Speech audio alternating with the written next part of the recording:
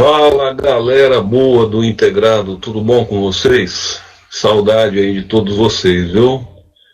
Então, eu tô vendo aqui, nós estamos com 21 pessoas na sala. O que vocês acham? Podemos começar? Aí o pessoal vai entrando. Podemos? O João, podemos. Valerie, podemos. Manda bala. Gostei, João. Manda bala, né, João? Para de enrolar e manda, né? É isso aí. Então, antes de começar, eu quero novamente fazer um agradecimento aí ao Cássio, que é o cara desse curso que está ajudando a gente a organizar, tá? Que está dando aí um super suporte pra gente. E sem ele, moçada, não sei não, viu? Acho que não ia virar esse curso, não. Então, brigadão, viu, Cássio? E também agradecer a toda a equipe aí, nossa, de docentes, né, de professores que se engajam nesse projeto. E principalmente a esses alunos aí que estão firmes no frio, né, pessoal? Firme e forte aí, participando, tá? Então, nós vamos começar. Vamos falar hoje com vocês sobre um assunto importantíssimo para vestibular, na área de genética, a área básica ainda de genética, que é a primeira lei de Mendel. A primeira lei de Mendel é por onde tudo começa na genética, né? Então, um assunto básico, um assunto importante. Deixa eu perguntar, vocês me ouvem bem? O áudio tá legal? Como é que tá aí? Tá jóia? Então tá bom. Então tá beleza. Então, pessoal, vamos falar um pouquinho sobre o cara que praticamente inaugurou a genética como um ramo da biologia, como um ramo da ciência, que é o nosso querido John Gregor Mendel, né? A trajetória dele se deu aí no século XIX, nascido em 1822, falecido no finalzinho do século, já em 1884. É o seguinte, o Mendel, ele era de origem, ele tinha uma família de origem rural. Então ele foi criado no interior, mexendo com plantas, desde pequeno ele já tinha esse contato, né? Era uma pessoa bastante curiosa, bastante interessada aí por ciências naturais. Acabou que ele foi ser padre. Ele estudou para ser padre num seminário. Vocês estão vendo aqui o jardim do seminário de Brum. Por que esse seminário é importante para a biologia? Porque foi nesse espaço do jardim que o Mendel realizou os seus tradicionais experimentos com as ervilhas, né? Um trabalho de hibridação, de cruzamento entre ervilhas, que foi, na realidade, a base, como eu digo para vocês, aquilo que deu base científica para a ciência genética. Tudo que se fez na genética até hoje, que é uma das áreas aí mais importantes da biologia, né? Principalmente na área de biotecnologia, por exemplo, no caso da nossa pandemia atual, muitas vacinas, muitos fármacos, eventuais tratamentos, tá? Eles vão poder ser desenvolvidos através do estudo da genética molecular do vírus, né? Da imunologia humana, enfim. Então, nós temos uma super ciência hoje, que é a ciência genética avançada, mas tudo tem um início. Então, nós vamos tentar entender com vocês a base da coisa que foi realizada, então, pelo Mendel, tá? Um primeiro detalhe que é importante é a gente falar sobre o material que ele utilizou, porque, veja bem, na genética, você tem alguns seres vivos que eles propiciam uma análise melhor, um resultado melhor dos ensaios, dos experimentos, né? Vamos lembrar que o Mendel ele trabalhou com a ervilha, essa ervilha de cheiro comum que a gente usa para comer e tal. Tem uma característica muito importante da planta de ervilha, que é o seguinte: a planta de ervilha, do ponto de vista sexual, ela é uma planta hermafrodita, monóica, bissexuada, né? Então, quando nós pegamos a flor de ervilha, você nota que nós temos aqui os estames, que é a parte masculina, e na mesma flor eu tenho o ovário, que é a estrutura, o aparelho reprodutor feminino. Então é uma flor que tem os dois sexos. Veja bem, Isso é uma foto da flor de ervilha. Você repara que a flor de ervilha, ela tem as pétalas fechadas. O que isso implica na questão da genética? Isso tem uma implicação muito importante. Como ela é uma planta bissexual, hermafrodita, o que ela realiza, na verdade, em termos de produção de sementes, em termos de reprodução, é a chamada autofecundação. Por isso que se chama planta autógama. Quer dizer, o grão de pólen aqui do aparelho reprodutor masculino, ele cai aqui na região do ovário da planta feminina e a planta se autofecunda. Isso é um pouco estranho para nós, né? É um tipo de reprodução sexual, onde nesse caso não está havendo troca de gametas entre dois indivíduos. O que está havendo é uma autofecundação. Apesar disso redundar numa variabilidade genética menor do que esperada na chamada troca de gametas entre dois indivíduos, né? Isso também produz uma certa variabilidade, mas bem menor do que quando a gente considera aquela reprodução ou aquela fecundação cruzada, né?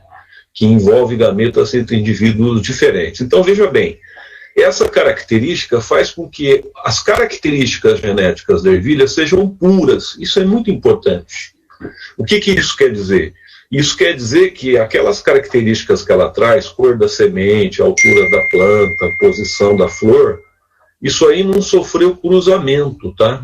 Com indivíduos, ou seja, as sementes da ervilha, pelo menos no estado natural, elas podem ser consideradas como sementes puras, que trazem caracteres sem mistura. Uma outra característica importante é que as características da ervilha, elas são bastante visíveis e contrastantes. Eu vou te dar um exemplo. Você tem um grão de ervilha, que é a semente, pode ser verde ou amarelo. Então, você bateu o olho, facilmente você identifica, tá?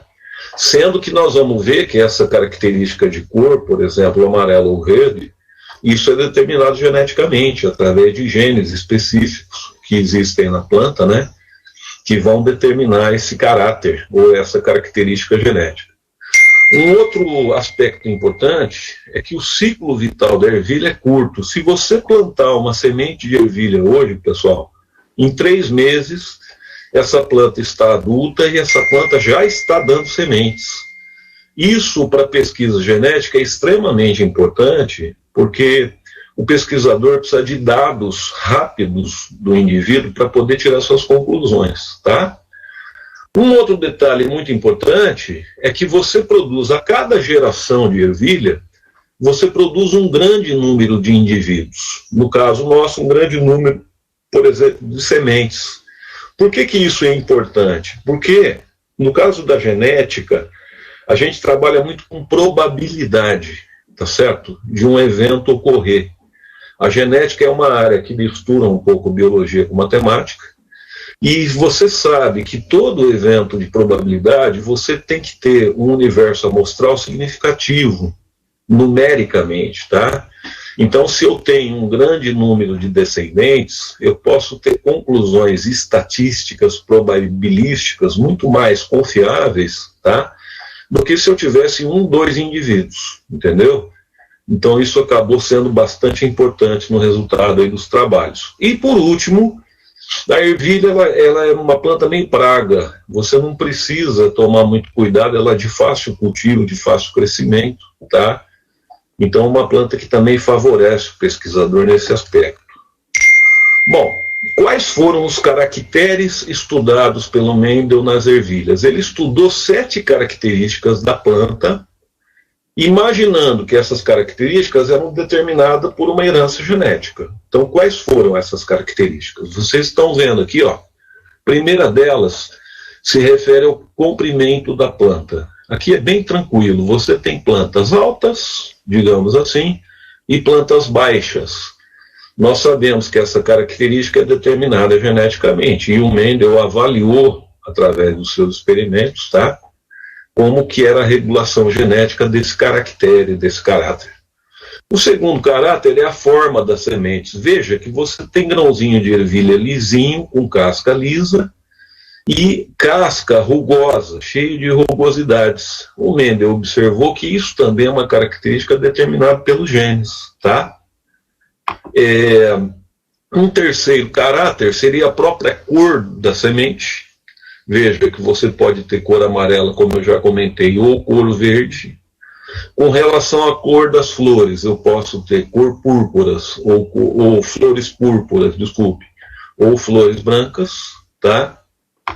O quinto caráter analisado pelo Mendel é a forma do fruto. Veja bem, a ervilha, ela tem um fruto do tipo vagem, ela é uma planta leguminosa, tá? Como o feijão, como a soja e outras plantas que produzem esse fruto tipo vagem. Então, quando nós pegamos o fruto da ervilha, essa vagem pode ser lisinha, como você está vendo aqui, ou apresentar sulcos. É o que nós chamamos de vagem sulcada. Esse também foi um caráter analisado pelo Mendel. Com relação à coloração dos frutos também, eu posso ter fruto verde ou amarelo. E por último, com relação ao posicionamento das flores na planta, eu tenho flores que têm um posicionamento superior apical, como eu chamo, tá? E flores que crescem lateralmente, tá certo? Então, desculpe, aqui eu inverti. Flores axilares, que são flores laterais, e flores terminais, que são flores apicais. Então, foram esses 7 caracteres da ervilha que o Mendel avaliou nos seus experimentos. O que foi incrível é que, através da metodologia que ele usou, que nós vamos discutir daqui a pouquinho, os resultados que ele obteve para esses 7 caracteres foram muito semelhantes, praticamente iguais. E isso fez com que ele pudesse chegar às suas conclusões. Bom, vamos ver então, pessoal, como é que foi a metodologia, como é que o Mendel realizou esse trabalho de cruzamento. Veja bem, ele pegava duas plantas que tinham um caractere, por exemplo, bastante diferente. Vamos dizer, uma que tinha semente lisa e a outra que tinha semente rugosa. Então ele precisava cruzar essa de semente lisa com semente rugosa para analisar o que daria do resultado desse cruzamento, para ver qual que era essa relação. Por exemplo, será que a lisa vai aparecer em maior frequência na geração F1? Será que é a rugosa? Era isso que ele queria descobrir. Agora, o que é importante você entender é que na metodologia mendeliana de cruzamento, no primeiro cruzamento, ele realizava uma fecundação cruzada. Ou seja, ele não respeitava o método natural de desenvolvimento da planta, que eu já falei para vocês que era por autofecundação, tá? Então, esse trabalho foi um trabalho realmente de muita paciência, muito meticuloso. Olha o que o Mendel tinha que fazer para realizar essa fecundação cruzada, pessoal. Ele ia numa planta de ervilha que produzia semente amarela. Esse cara abria a flor dessa planta, pegava um pincelzinho manualmente, coletava o grão de pólen dela. Então ele sabia que isso aqui era a planta que produzia sementes amarelas.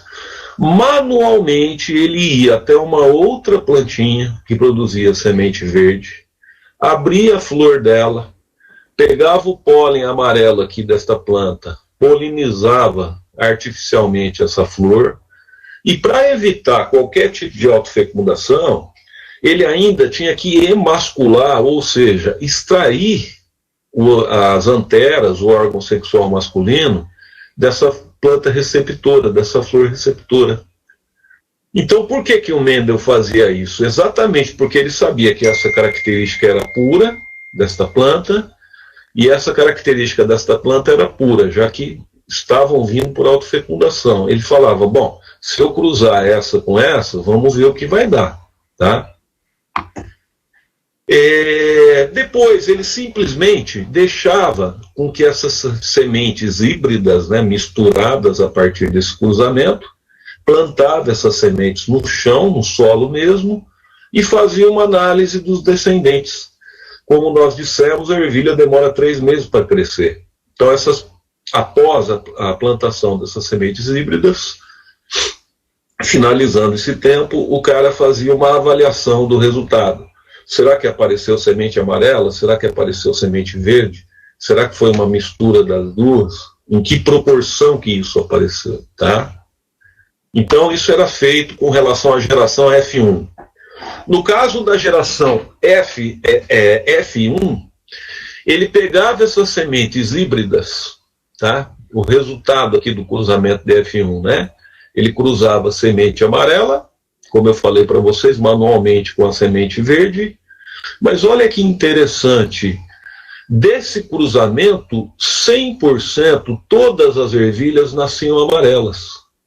Olha que curioso, eu cruzo o amarelo com o verde, parece que o amarelo aqui, a característica do amarelo, de certa forma, escondeu a característica verde, tá? E produziu plantas somente amarelas.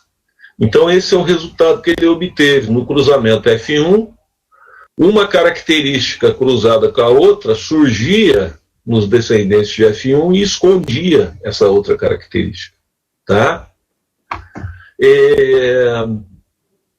Esses resultados, inclusive, pessoal, eles se repetiram para todos os outros caracteres. Ó, planta alta com planta baixa, só nascia em F1 planta alta. Semente lisa com semente rugosa cruzando, só aparecia semente lisa. A flor cor-de-rosa com a flor branca, eu vou fazer o mesmo cruzamento que ele fez lá em F1. Surgia em F1 100% rosada. Fruto liso com fruto sulcado, 100% fruto liso. Fruto verde com fruto amarelo, 100% fruto amarelo. Flores laterais e flores terminais, 100% de flores laterais. Está percebendo? Então ele obteve aqui uma regularidade. Ele falou, poxa, que coisa curiosa. Eu cruzo um caractere puro com outro caractere puro e apenas aparece nos descendentes um deles, o outro fica escondido, né, na geração F1. Isso aqui, como que ele fazia então o cruzamento 2? O cruzamento 2, ele deixava que essas sementes híbridas, elas simplesmente se autofecundassem. Não era mais necessário fazer aquele cruzamento manual. Por que não era necessário? Porque ele já sabia que, de alguma maneira, as duas características puras haviam se hibridado em F1. Então, na realidade, você produziu um F1 como resultado da geração filial 1, né? Sementes híbridas que não eram mais puras. Ele deixava simplesmente essas sementes híbridas passarem por um processo de autofecundação e fazia uma análise dos descendentes de F2. Olha que curioso, vamos pegar aquele cruzamento de sementes híbridas que a gente estava mostrando para vocês. Primeiro ele cruzou amarelo com verde, vocês lembram? Nasceu apenas amarelo. Agora em F2, ele pegava essas sementes amarelas que eles sabiam que eram híbridas e cruzava entre elas. Olha o resultado, que curioso. Na geração F2, invariavelmente, você tinha em média 3/4 ou 75% da descendência surgia com a característica amarela, tá? E apenas 1/4 ou 25% com a característica verde. Então, esses foram os resultados que ele obteve. Eu vou repetir para você. Eu cruzo um caractere puro com outro caractere puro. Na geração F1, apenas um deles aparece, apesar de que eu sei que a semente é híbrida, né? Quando eu deixo essas sementes híbridas se cruzarem, eu obtenho na geração F2 uma proporção diferente. 75% aproximadamente dos descendentes de F2. Eles apresentam essa característica amarela, que ele chamou de dominante, enquanto que 25% apenas apresentam essa característica que ele chamou de recessiva, tá?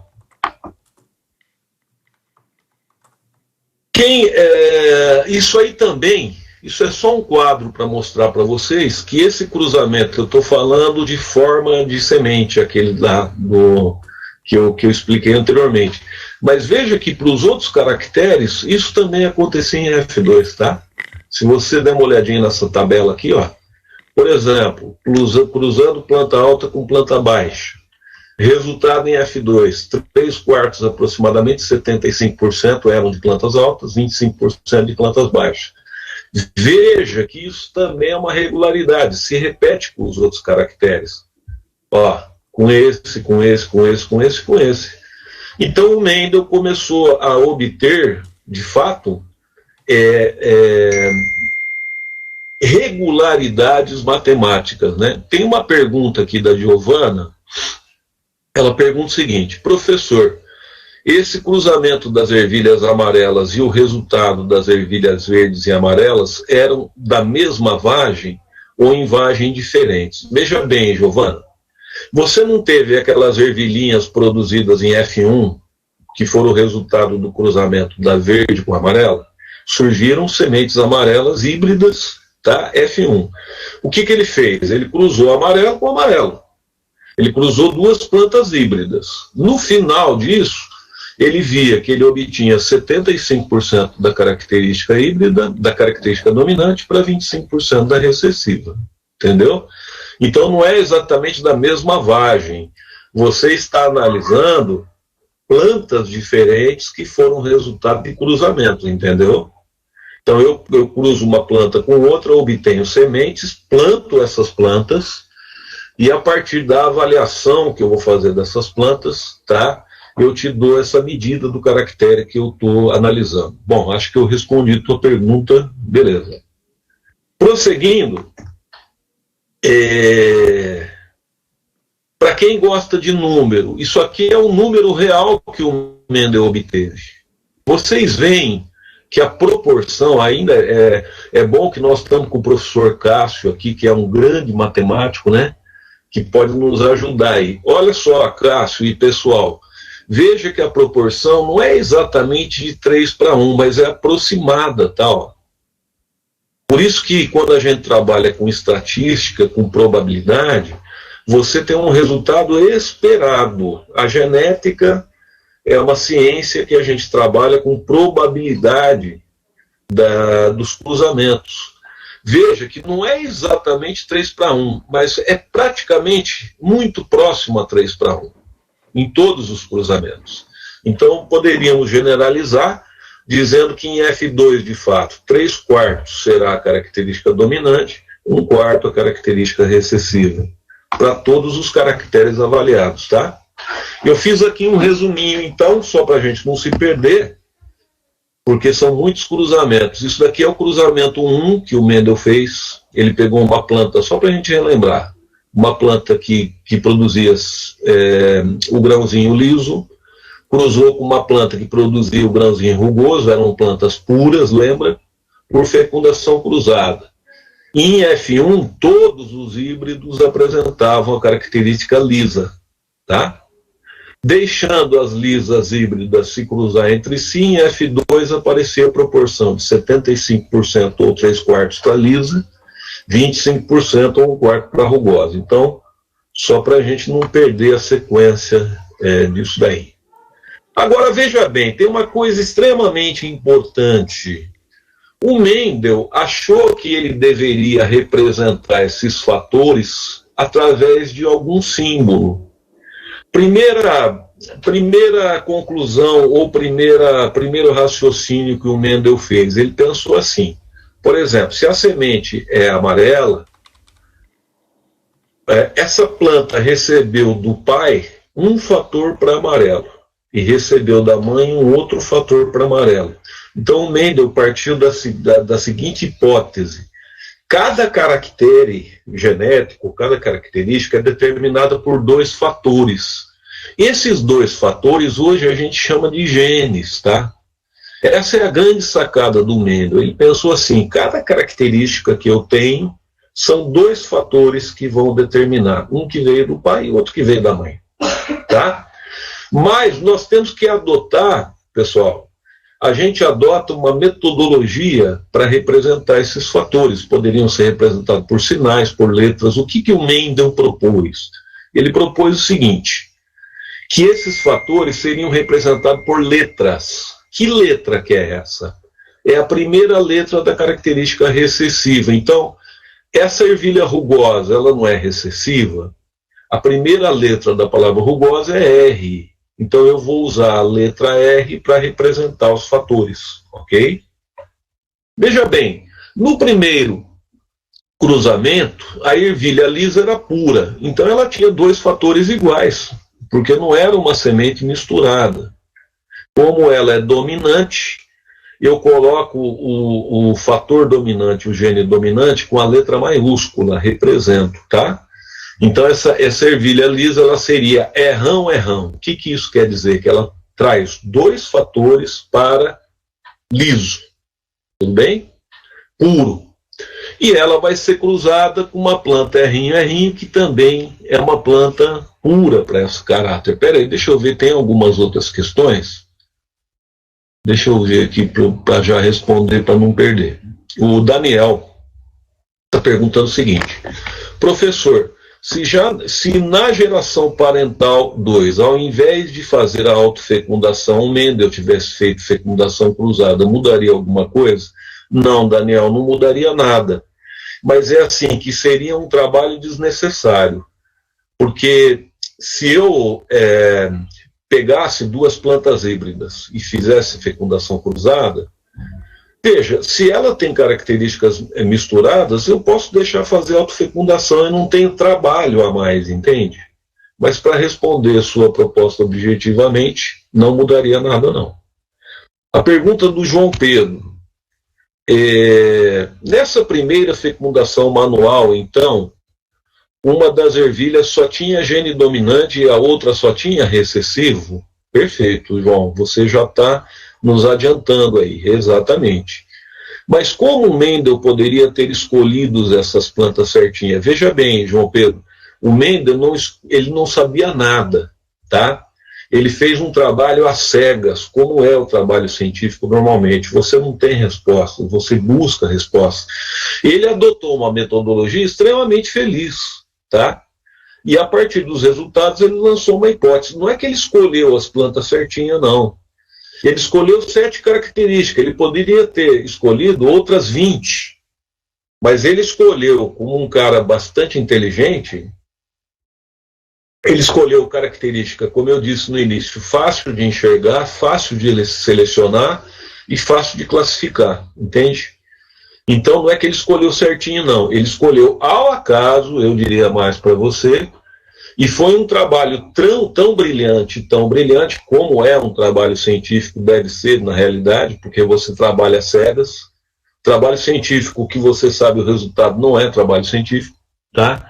Então, através disso que ele chegou nos seus resultados. O João Pedro pergunta, então, mas a primeira cruzada que ele fez foi muita cagada, porque imagina se ele faz a fecundação entre uma RR, uma errão, errinho, e outra errinho, errinho. Ô, João, não haveria possibilidade disso, não foi cagada, não. Me desculpa, mas não foi cagada. Sabe por que não foi cagada? Porque ele escolheu planta pura, tá? É isso que eu estava falando no início do processo. E isso não foi cagada. As plantas não nascem por autofecundação, no caso da ervilha, então não é cagada. Ele sabia que ou era errão, errão, ou errinho, errinho. Tá? Exatamente por isso, João, que eu acabei de explicar. É puro porque é autofecundação, não tem fecundação cruzada. Então você sabe que aquele caráter, tá? Exatamente. Aí você chegou na conclusão. É isso aí. Então, pegando aqui o que o João já nos adiantou, pessoal, isso daqui é a formação de gametas desse indivíduo e desse indivíduo. Lembra que na meiose só vai um gene por gameta, né? Você tem 2 no pai e vai só um. Esse que é errão, errão, ele só produz gameta com errão, com a característica lisa. Este que só tem errinho, ele só produz o gameta errinho. Cruzando errão com errinho, na F1, você vai ter um indivíduo errão, errinho. Então, vamos analisar o que é isso. Você tem um indivíduo híbrido, de semente híbrida, que ele tem um gene para liso, que é o errão dominante, e um gene para rugoso, que é o errinho recessivo. Então, aqui eu já posso tirar uma conclusão. Quando o dominante se encontra com o recessivo em heterozigose, o que vai se expressar é a característica dominante, por isso que chama dominante, tá? E o recessivo, ele não se manifesta. Então é isso que eu tenho como resultado de F1. Eu tenho uma semente híbrida que tem o gene para amarelo, que tem o gene para rugoso, mas que só se expressa o gene para amarelo, na geração F1. Embora, respondendo agora melhor a pergunta do João e de outros, esta semente não é mais pura, você concorda? Ela não é mais pura, porque ela tem um fator que veio de uma planta e esse fator que veio de outra planta. Quando essa semente tem dois fatores ou dois genes oriundos de dois indivíduos diferentes, eu digo que essa semente é híbrida. Nós temos um caso aqui de uma planta híbrida, ok? Prosseguindo, vamos ver como é que ficaria, então, agora o cruzamento 2 representando com os genes, com os fatores. Olha, no cruzamento 2 não era híbrida as duas plantas? Então está aqui, ó. Rão é rim, rão é rim, né? Liso com rugoso, liso com rugoso. Na hora de formar gametas, este cara aqui forma dois tipos de gametas, ou é rão ou é rim. Tá? Virtualmente 50% dos gametas são rão, 50% é rim. A mesma coisa esse daqui. Pessoal, tem um detalhe na genética muito importante que é o seguinte: a fecundação é um processo que ocorre ao acaso. Então veja bem, os encontros entre os gametas, todos os encontros, eles podem ocorrer na mesma probabilidade. Significa que este gameta desta planta pode encontrar com este. Então eu formo um indivíduo homozigoto, é rão. Este gameta encontrando com este da outra planta, forma um indivíduo híbrido, é rim. Este com este forma o híbrido, é rim. Este com este forma o puro, é rim. Se você quiser fazer um quadradinho com os gametas assim, ó, para fazer os possíveis encontros, pode facilitar. É o chamado quadrado de Punnett. O que eu faço nesse quadrado? Eu ponho aqui um gameta é rão e um gameta é rim de um indivíduo, aqui na vertical. Na horizontal, eu ponho um gameta de outro, é rão, é rim, e faz os cruzamentos possíveis. Isso é uma forma de facilitar para o aluno resolver um problema de genética. Se ele está em dúvida como que vai ser a fecundação, ele pode construir esse quadradinho.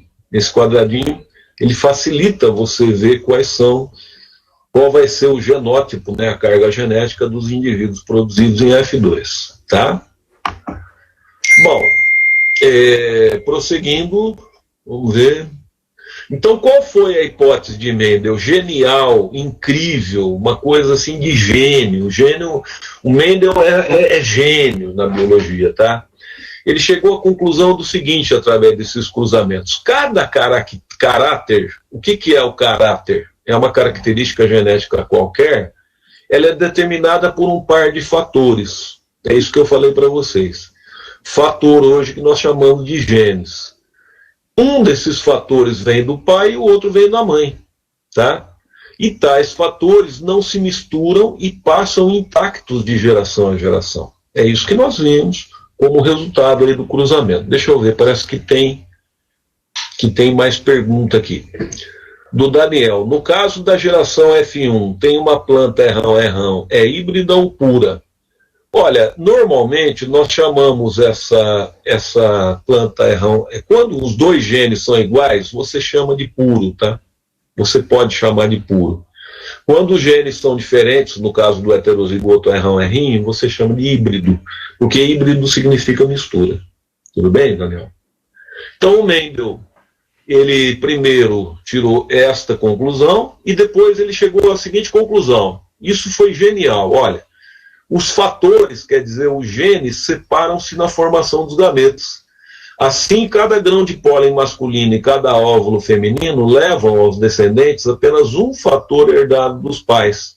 Com esse pressuposto, Mendel deduziu o conceito de meiose, mesmo sem conhecer os conceitos de gene e de cromossomo. Isso é gênio, isso é coisa de gênio. Um cara no século XIX, não se sabia nem o que era DNA nessa época, nem o que era cromossomo, tá?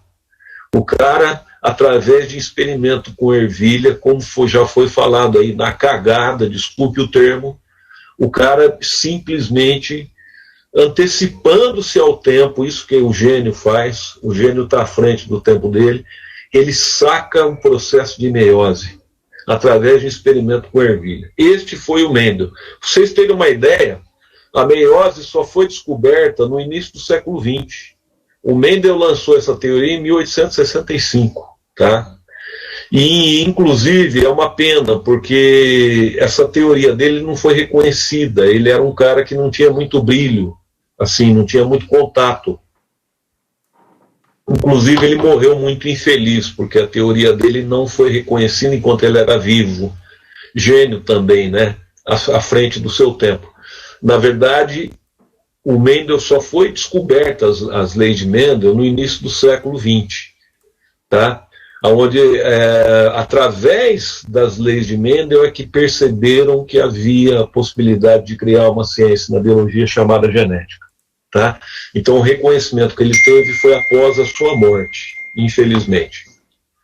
Bom, outras convenções muito importantes para quem quer resolver problema de genética, no Enem, na FUVEST, na Unicamp, nas universidades federais, em qualquer vestibular.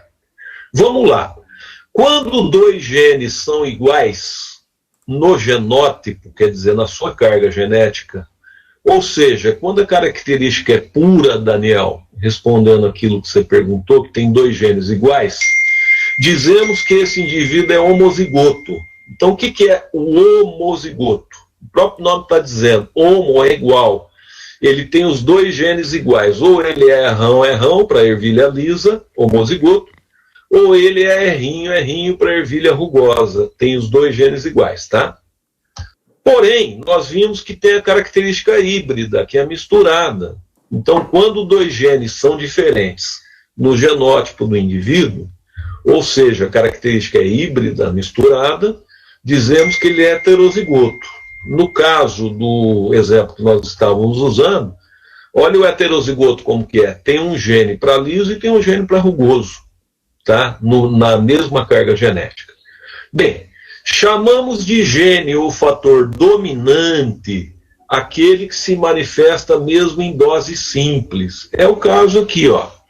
Se eu pegar essa semente híbrida de ervilha, ela vai ser lisa, apesar de ter a característica rugosa. Por isso que ele é dominante. Então, se você tiver um gene dominante, seja em homozigose ou seja em heterozigose, a característica dele sempre vai se expressar, independente da carga genética. Já o gene recessivo, no caso da rugosa que a gente está falando, ele só se manifesta em homozigose, em dose dupla. Por quê? Porque se ele tiver em dose simples, ele é dominado pelo gene dominante. Tá? Então precisa ficar bem firme para a gente esses conceitos de homozigoto, heterozigoto, dominante, recessivo. É isso que mata o aluno em exercício de vestibular, tá? É o cara não ter domínio. Ele fala, puta, o que é homozigoto mesmo? Ah, o que é dominante? Então, esses conceitos são fundamentais. Para qualquer exercício de genética que você for fazer, esses são, de fato, os conceitos básicos, tá? Bom, o que seria o fenótipo? Fenótipo, pessoal, é aquela característica que você enxerga.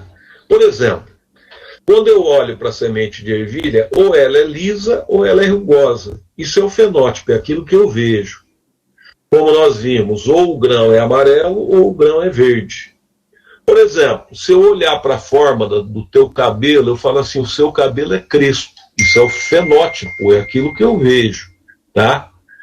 Veja esse indivíduo, ele é albino, ó, ele não tem pigmentação no cabelo. Isso também é o fenótipo, é aquela característica visível, identificável. Agora, tem algumas características que não são visíveis, que fazem parte do genótipo também. Por exemplo, eu pergunto assim, qual é o seu grupo sanguíneo? Você sabe que nós temos grupo O, grupo B, grupo A, grupo AB. Isso é fenótipo também. Então, nós dizemos que o fenótipo é aquela característica que você vê, visível, identificável, ou a característica que você consegue identificar através de um exame, através de uma análise mais acurada, tá?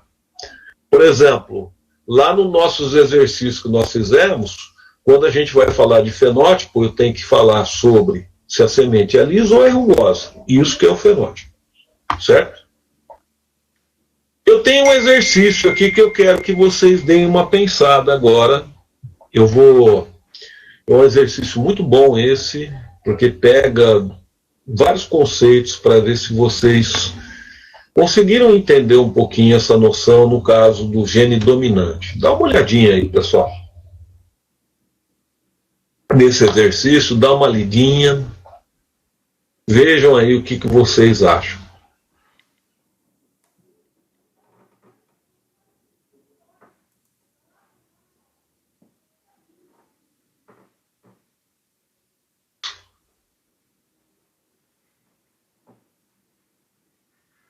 Os genes dominantes existem em maior número da população. Pelo fato do gene ser dominante, ele é mais frequente na população? Essa é uma pergunta muito importante. Porque tem muita gente que acha que é sim, pelo fato de ser dominante, o número, a frequência desse gene é maior do que um gene recessivo. Bem, eu vou te dar um exemplo que contradiz isso. Vocês sabem que nós temos grupo sanguíneo O, né? O grupo sanguíneo O, no caso da espécie humana, ele é o mais frequente. Você sabia que ele é determinado por um gene recessivo? Então, não é o fato do gene ser dominante que ele se encontra em maior frequência na população. Por exemplo, se o gene dominante determinar uma doença fatal no indivíduo, é claro que se esse gene dominante, com o passar do tempo, a frequência dele na população vai diminuir. Então é muito importante a gente entender que o fato do gene ser dominante não significa que a frequência desse gene será maior na população. Bom, os genes, pelo fato de ser dominantes, eles tendem a desaparecer com o tempo. Será que todo gene dominante, com o tempo, ele vai desaparecer? É uma afirmação perigosa, né? E se for um gene que traz um benefício para a espécie humana, que codifica uma enzima essencial para a nossa sobrevivência, ele não vai desaparecer, né? Ao contrário, ele deve permanecer na população e se você bobear, ele deve aumentar sua frequência, inclusive na população. Vamos lá. O gene que é dominante é aquele que sempre condiciona características favoráveis, sempre. Então é o seguinte, é o gene bonzinho, é o gene legal. O fato de ele ser um gene dominante faz com que ele traga coisas boas. Não é assim, pessoal. Não é assim, tá? Como eu disse para vocês, várias doenças fatais podem ser provocadas por genes dominantes. Então não é o fato de ele ser dominante ou recessivo que ele vai ser favorável ou desfavorável. A gente tem que analisar caso a caso. Agora, observe a característica D. O gene dominante sempre expressa a sua característica. É verdade isso? No fenótipo. Se eu tiver o gene dominante homozigoto ou heterozigoto no fenótipo, ele vai expressar o seu caráter? Sempre. Dá uma pensada e responde aqui para mim. O João Vitor está achando que não. Tá? Então não é pelo fato de ele ser dominante que ele vai expressar a característica fenotípica dele. Mais alguém? Ô pessoal, se o gene dominante tiver numa semente híbrida, ele expressa a sua característica? Sim, né? Se o gene dominante estiver numa semente pura em homozigose, ele expressa a sua característica? Expressa. A alternativa D é correta. Tá? O que a alternativa D está querendo dizer é o seguinte: o gene dominante sempre expressa a sua característica, estando em dose simples ou em dose dupla. É aquilo que a gente falou. Por quê? Porque se ele estiver ladeado pelo gene recessivo, ele se expressa e o recessivo não. Então, eu trouxe essa questão porque eu acho que essa é uma questão que faz a gente pensar e faz a gente extrair alguns mitos aí em relação a essa questão que não existem, tá? Prosseguindo, vamos falar agora sobre frequência fenotípica. O que é fenótipo mesmo? Eu falei que fenótipo é aquilo que é visível. Vamos voltar para o cruzamento. Eu peguei uma planta lisa, homozigota, cruzei com uma planta rugosa, homozigota pura, ambas puras. Obtive em F1 uma semente híbrida errão-errinho, heterozigota. Quando eu vou analisar a frequência do fenótipo desse indivíduo, eu tenho que ver aquilo que é visível. É a pergunta que eu te faço. Essa planta ela vai produzir sementes lisas. É isso que eu vou enxergar. Então eu digo aqui que a frequência fenotípica de F1, 100% das ervilhas. Aqui tem um erro, tá? Está escrito amarela, mas não é amarela, é lisa. Eu estou trabalhando com liso e rugoso. Me desculpe, foi escrito errado, né? Então, frequência fenotípica, 100% das ervilhas são lisas. Vamos analisar como é que ficaria essa frequência fenotípica no caso da geração F2. Eu peguei as sementes amarelas híbridas, cruzei entre si, resultou isso daqui, ó. Indivíduos errão-errão homozigotos, indivíduos errão-errinho heterozigotos, e indivíduo errinho homozigoto. Veja bem, o que eu enxergo? Essa semente aqui é lisa, concorda? Essa é lisa, apesar de ser híbrida, e essa é lisa, apesar de ser híbrida. Essa é rugosa. Então, qual que é a proporção fenotípica? 3/4 da semente, independentemente da carga genética, ela será lisa. Aqui eu pus, desculpe, também amarelo e verde, tá? Não é amarelo e verde, seria 75% de ervilha lisa e 25% de ervilha verde. Entendeu? Então, o fenótipo sempre você vai se referir àquilo que é visível, àquilo que você enxerga quando você está fazendo um cruzamento genético. Exercício para vocês. Por favor, deem uma lida com calma, deem uma analisada, tentem fazer, eu já comento. Vamos lá, gente.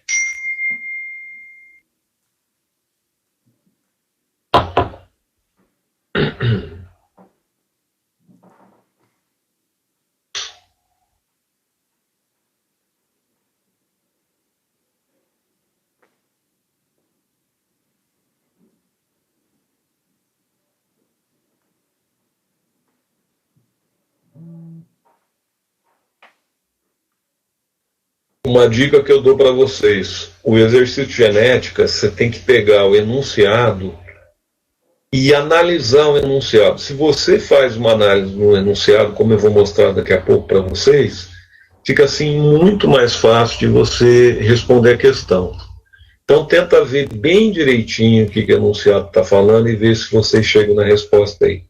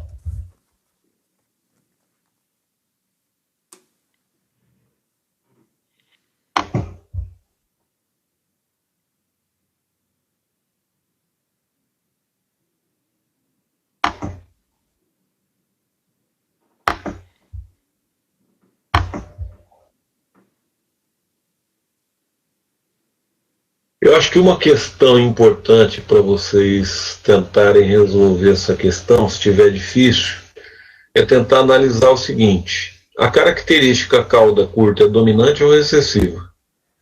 A característica cauda longa é dominante ou recessiva? Se vocês conseguirem matar isso pelo enunciado, vocês mataram o exercício.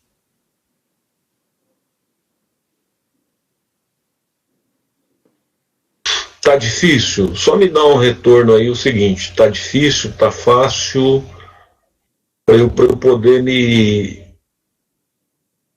encaminhar. Alguns estão falando que tá difícil, outros que tá tranquilo. Eita, tá tranquilo, legal. Bom, então vamos voltar, vamos dar um passo à frente aqui para comentar esse exercício. Veja bem, isso aqui eu estou repetindo o que está falando lá no enunciado. Você está tratando de um cruzamento de ratos, ambos de cauda curta. Está cruzando um rato fêmea de cauda curta, uma ratazana, com um rato macho de cauda curta. Veja que entre os filhos nasceram cauda longa. Eu pergunto para vocês, uma primeira pergunta: se cauda curta fosse recessivo, poderia nascer rato de cauda longa? Não, né, pessoal? Porque se essa característica fosse recessiva, ela seria o quê? Homozigota. Por exemplo, vou dar um exemplo. Digamos, azinho, azinho. Se aqui fosse azinho, azinho, e aqui fosse azinho, azinho, não poderia nascer um azão. Então aqui tem uma dica muito preciosa na genética para vocês. Quando você cruza uma característica com outra e vem uma diferente, quer dizer que essa característica cruzada é dominante. Essa é a conclusão que nós chegamos pelo enunciado do exercício. Então, o que eu concluo? Cauda curta é dominante sobre cauda longa, que é recessivo. Outra coisa, para nascer indivíduos aqui com a característica diferente da dos pais, eles têm que ter o gene diferente, né? Se aqui fosse elão, elão e aqui elão, elinho, seria impossível de nascer um rato com cauda longa. A mesma coisa. Se aqui fosse elão, elinho, elão, elão, seria impossível. Então, através disso, eu concluo que o genótipo desses ratos são heterozigotos. Veja, tanto o pai como a mãe são heterozigotos. Isso aqui é o gameta para cauda curta, isso aqui é o gameta para cauda longa. Fazendo os cruzamentos possíveis no quadrado de Punnett, o que eu obtenho? Isso aqui é fenótipo, tá? 75% dos coelhos devem nascer de cauda curta, como os pais, e apenas 25% de cauda longa. Então, voltando lá para o nosso exercício, vamos ver as afirmações. Alternativa A: cauda curta é dominante sobre cauda longa. Correto. Isso nós podemos concluir. Ambos os pais são homozigotos. Não, né? É impossível. Se os pais fossem homozigotos, não nasceria característica divergente. Ambos os pais são heterozigotos. Opa! Aqui eu acho que nós temos uma dica importante. São mesmo. Porque se os ratos de cauda curta não fossem heterozigotos, tá? Seria impossível nascer um filhote de cauda longa. Cauda longa é dominante sobre cauda curta. Não, o contrário. Então, olha que legal esse teste. Olha que legal esse teste, pessoal. Nós temos aqui duas afirmações possíveis, né? A e a C.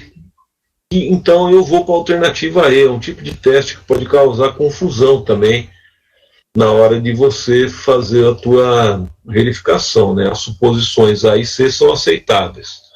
O Daniel Ferrareto, ele está perguntando o seguinte: se a mãe fosse cauda longa, homozigota, linha, linho, e o pai elão, elão, ô Daniel, se fosse assim, 50% dos filhotes nasceria com cauda longa e 50% com cauda curta. Concorda comigo? Seria porque essa mãe só forneceria o gene para a cauda longa, o pai metade para cauda longa e metade para cauda curta. O resultado: 50% dos filhotes cauda longa, 50% dos filhotes cauda curta. Tá? É isso. Bom, prosseguindo, vamos ver o que vem pela frente aqui. Vamos falar agora sobre o genótipo. Nós vimos que o fenótipo é a característica que você vê, que você identifica.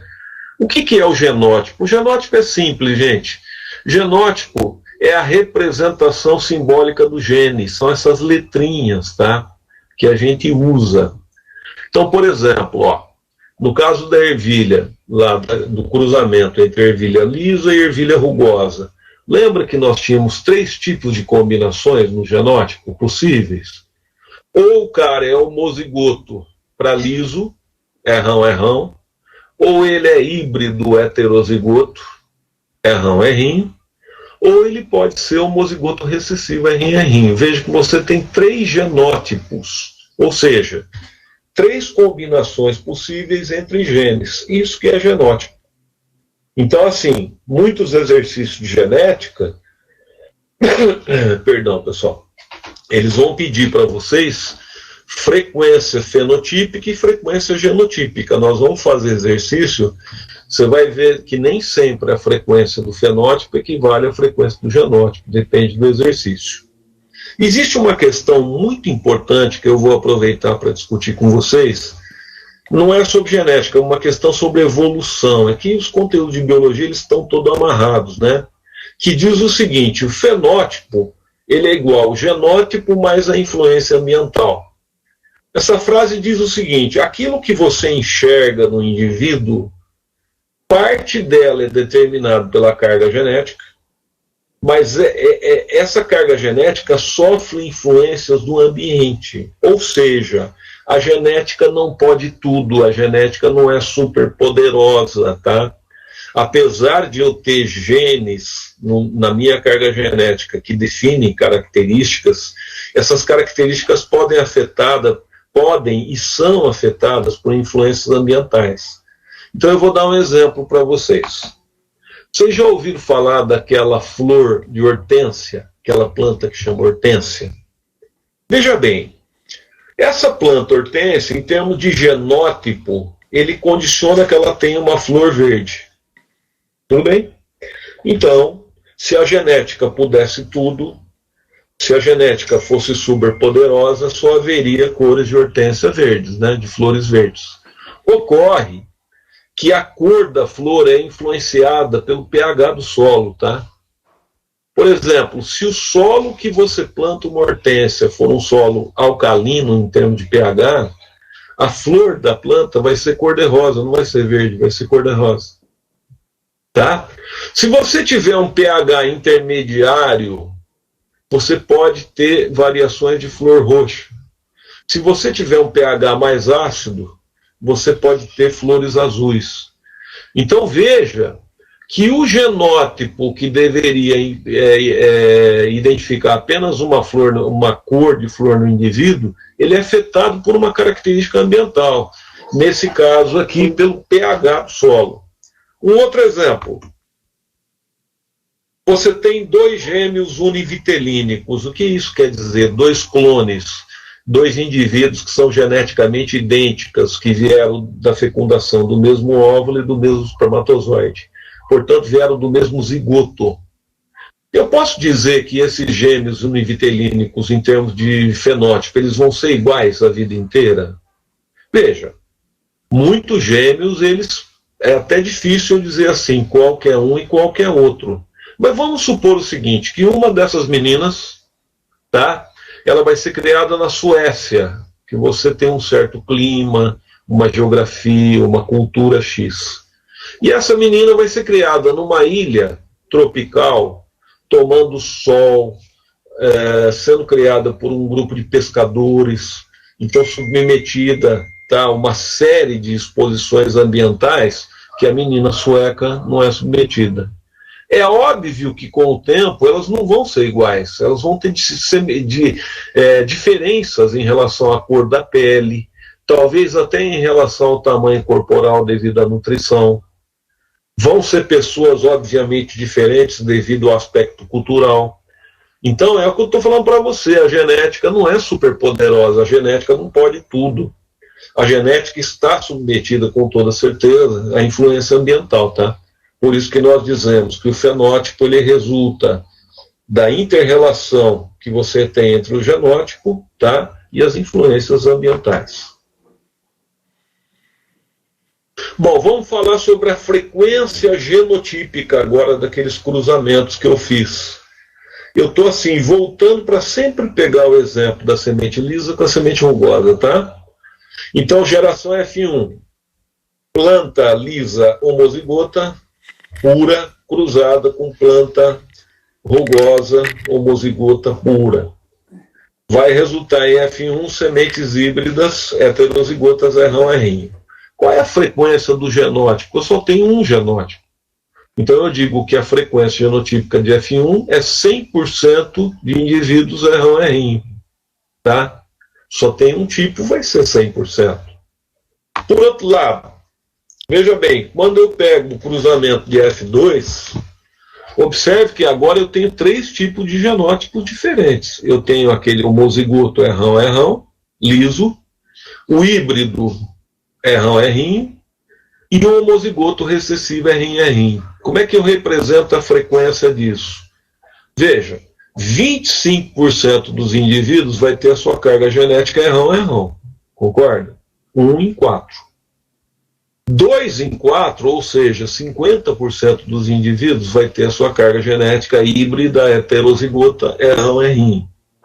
E 1/4 ou 25% dos indivíduos vai ter a sua carga genética R1. Então você percebe a diferença entre genótipo e fenótipo? Por exemplo, se eu perguntar o fenótipo e o genótipo desse cruzamento, eles são diferentes. Fenótipo é 75% liso para 25% rugoso. Aqui o genótipo não é 75 para 25, é 25 para 50 para 25. Tá? Então são coisas diferentes que você tem que avaliar, porque isso faz uma diferença enorme em relação ao exercício que você estiver fazendo. Tá? Portanto, a gente pode sintetizar de tudo que foi falado hoje, nós podemos sintetizar a primeira lei de Mendel, conhecida como lei de segregação dos fatores, ou dos genes, pelo seu enunciado, né, famoso, tradicional, clássico. Cada caráter é formado por um par de fatores que se segregam na formação dos gametas, indo apenas um fator para cada gameta com igual probabilidade. Essa é a lei de Mendel. Puxa vida, é uma frase tão simples, mas é uma frase que fala muito da reprodução, que fala da meiose, que fala da segregação dos cromossomos de fato. É um visionário, é um cara, repito, que enxergou à frente do seu tempo. Ele viu a meiose sem saber o que era DNA, tá? Na verdade, gênio, que não foi reconhecido na sua época, mas é um dos grandes nomes aí da história da biologia, com toda certeza. Então, pessoal, nós temos aqui então mais um exercício para vocês. Esse eu quero dar um tempinho para vocês fazerem, para ver se vocês vão chegar no resultado. Tenta fazer aí. E vai colocando as respostas aqui para mim, por favor. Tá? Vamos lá.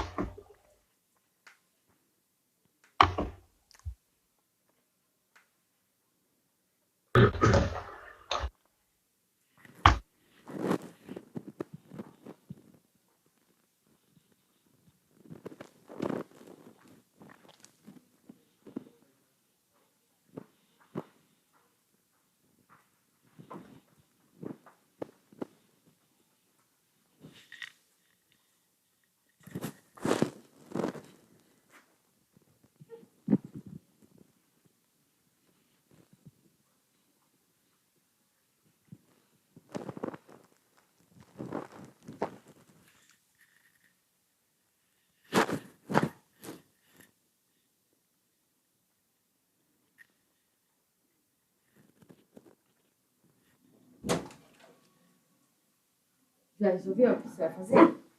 Nada. Nem sabe, não faz nada. Vai peidar por causa de alguma coisa?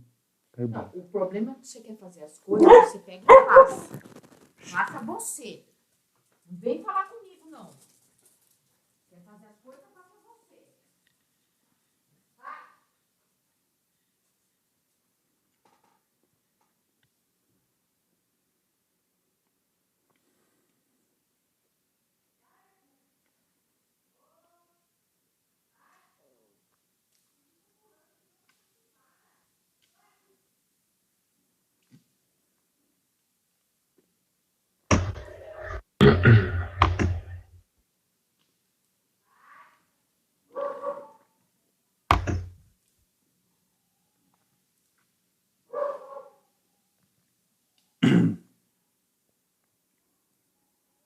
Bem, pessoal, a galera está respondendo aí, a maior parte está optando pela alternativa C.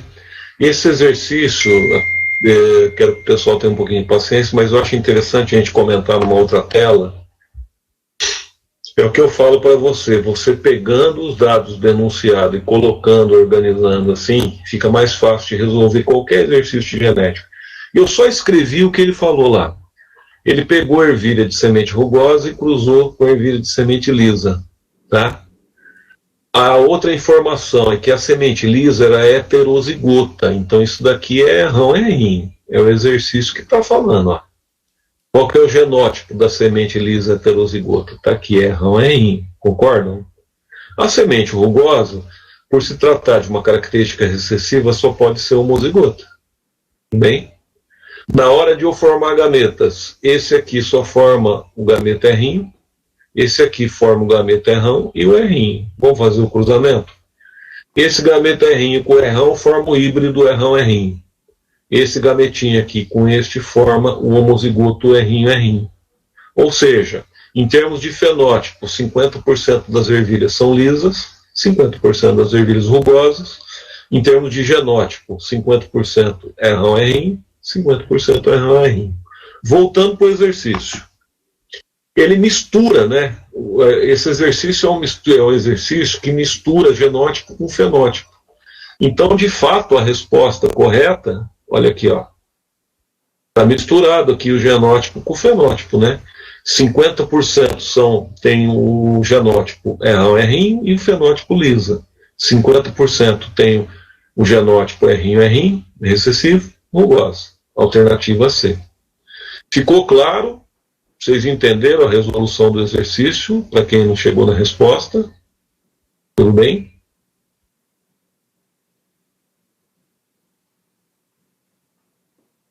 Ok, então. Ok, parece que o pessoal pegou, né? Vamos para mais um. Olha, considerando a questão anterior, tá? Você lembra que na questão anterior você tinha lá os cruzamentos que nós fizemos. Qual seria a frequência genotípica esperada em F2 resultante do cruzamento de ervilha de sementes lisas heterozigotas? Faz aí que eu vou dar um tempinho agora também. É importante você ter esse tempinho para tentar fazer, para não ficar só eu corrigindo, porque aí você aprende. Tenta fazer, pessoal, eu já retorno. E depois vai me dando a respostinha aí, por gentileza, tá?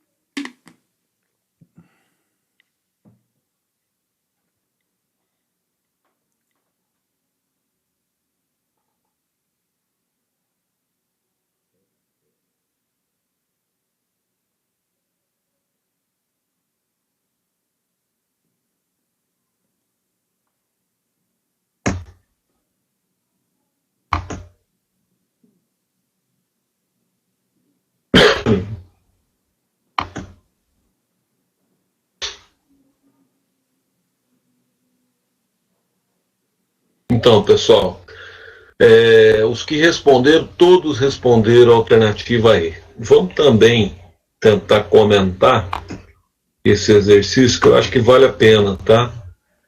Então, o que ele fala? Ele vai cruzar sementes lisas heterozigotas com sementes lisas heterozigotas, genótipo híbrido, tá aqui, ó, das duas, né? Genótipo híbrido, gametas produzidos, quiserem fazer aquele quadrinho de Punnett, como a gente colocou lá na parte teórica, errão, esse encontro errão, heterozigoto, errinho, está aqui a resposta. Mas esse exercício, ele não fala que ele pede genótipo, mas ele pede genótipo, tá? Então vamos voltar para o exercício. Olha só, ele está pedindo genótipo. Então, de fato, vocês cravaram, acertaram na cabeça, né?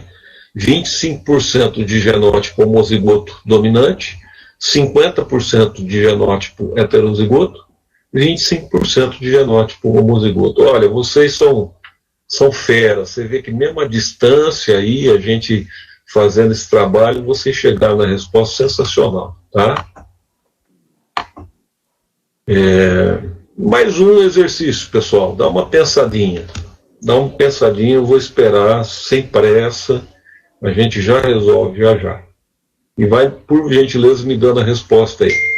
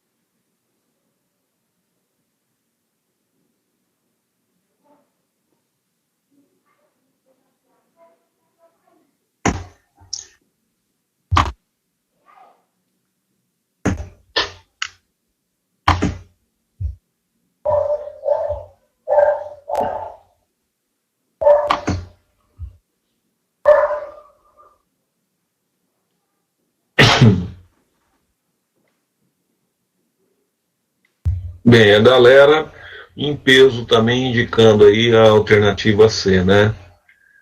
Então eu vamos fazer uma análise aqui. Estou simplesmente colocando aqui o que o exercício está falando. Eu cruzei tomate, estame é o aparelho reprodutor masculino do tomate, tá?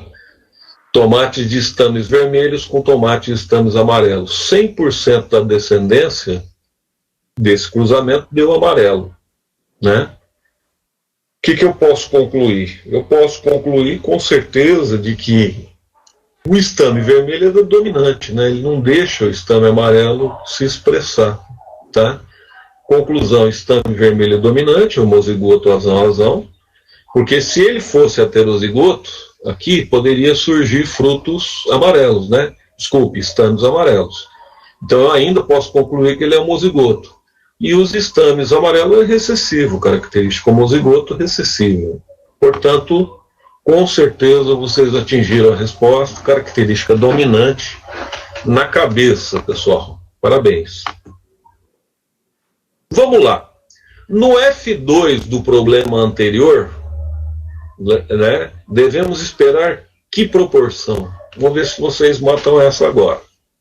No F2, surgiu as sementes híbridas de F1, eu tenho que cruzar e ver o que vai dar em F2. Dá uma pensadinha aí.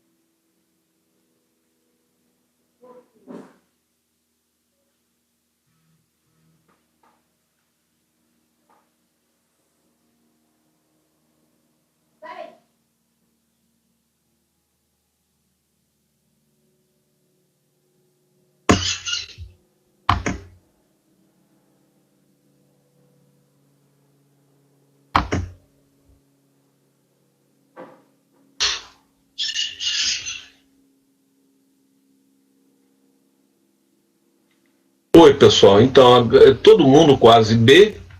Vamos dar uma comentada, né? Vamos dar uma comentada. Stames F2, semente híbrida. Ele é vermelho, mas é híbrido. Eu sei porque teve cruzamento com o amarelo, né? Então eu vou cruzar estame vermelho híbrido com estame vermelho híbrido. Ou seja, eu vou cruzar as duas características em heterozigose. Mesma coisa, né? O produto resultado aqui, você tem esse produto resultado, 75% dos estames com a característica dominante vermelha, isso é fenótipo, né?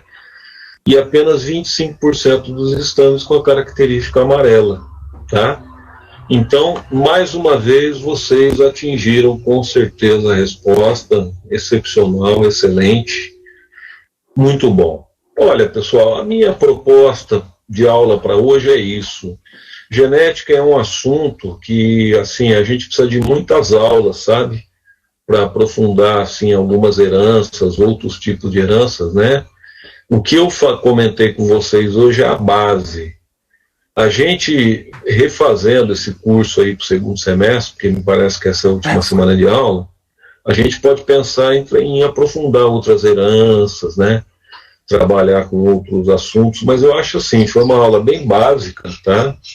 E eu espero que tenha ajudado vocês a se relembrar aí de algumas coisas. E assim, fico aberto se vocês quiserem fazer algum comentário, perguntar alguma coisa, né? A Giovana está perguntando se eu vou disponibilizar. Eu ainda não coloquei no Moodle, mas eu vou colocar hoje ainda, tá? Eu vou deixar esses slides no Moodle hoje, certo? Ok.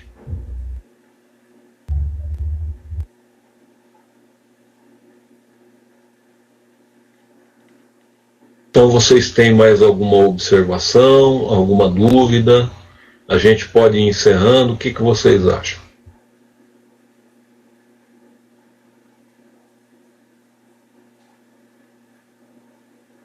Tudo certo? A Giovana aqui está falando que está tudo certo. Tamires está digitando. Giovana está digitando. Vamos ver o pessoal aí. Obrigado, Tamires. Obrigado, querida. Muito obrigado, Valerie. Obrigado, Giovana. Esse retorno que vocês dão aí é muito bom para a gente, João Pedro, Giovana. Fico muito feliz, viu? Tá? Vocês é que são top. A gente aqui está tentando correr atrás do prejuízo, mas muito bom. Deus quiser, as coisas logo vão se ajeitar. Ô, Cássio, você tá me ouvindo aí, Cássio? Opa, tô ouvindo aqui. Eu acho que é isso. Ô, Cássio, eu acho que é isso, viu? Beleza. Eu acho. Tá feito. Tá certo? Agradeço aí a presença dos alunos novamente, né? E a a do professor aí, pela excelente aula aí, tanto que eles mesmos estão comentando aí a forma que você colocou aí os exercícios, deixando para eles resolverem e responder. Obrigadão aí, Lincoln. Até mais. Obrigado, Cássio. Obrigado, moçada. Um grande abraço para vocês, tá? E logo a gente entra em contato aí para combinar mais coisas, viu? Muito obrigado pela presença, pelo prestígio aí que vocês dão para a gente, tá? Felicidade para todos. Não esquece da aula hoje à noite, é a minha, hein, pessoal? Vamos lá, comparação às aulas de matemática de hoje. Ó, a aula do professor Cássio imperdível, hein, moçada? Grande abraço. Tchau, galera.